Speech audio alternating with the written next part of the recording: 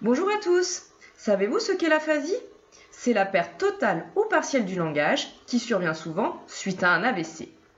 Dans ce mémoire, nous nous sommes intéressés aux patients aphasiques globaux, c'est-à-dire à des patients qui présentent des troubles majeurs de l'expression, ils ne peuvent plus parler, mais également des troubles de la compréhension.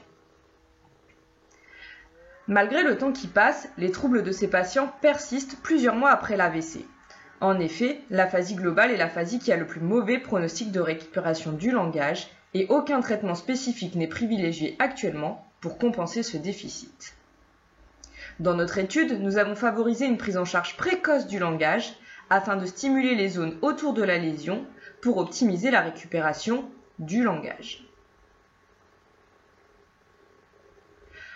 Notre objectif a été de comparer deux approches thérapeutiques différentes et de mettre en avant les progrès du patient en fonction de la thérapie à laquelle il a été exposé.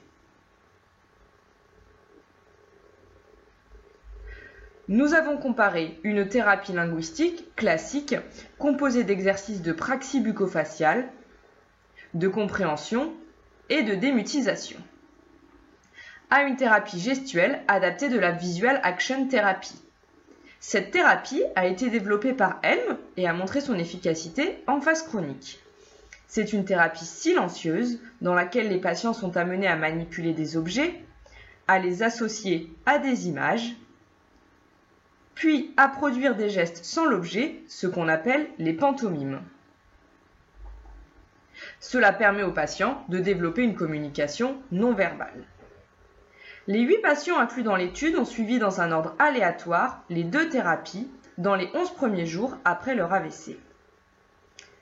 Durant la thérapie linguistique, les patients ont montré une baisse de motivation, une absence de progression dans les étapes de la thérapie et peu de progrès sur le plan communicationnel, ce qui ne nous encourage pas à privilégier ce type d'approche avec ces patients en phase aiguë.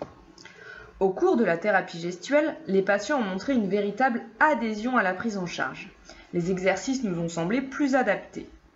5 patients ont progressé de manière régulière dans les différentes étapes de la thérapie et ont progressé sur le plan communicationnel.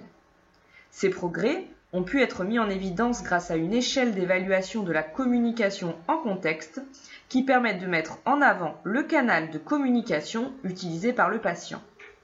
La Visual Action Therapy a donc semblé pertinente pour la prise en charge des patients aphasiques globaux en phase aiguë.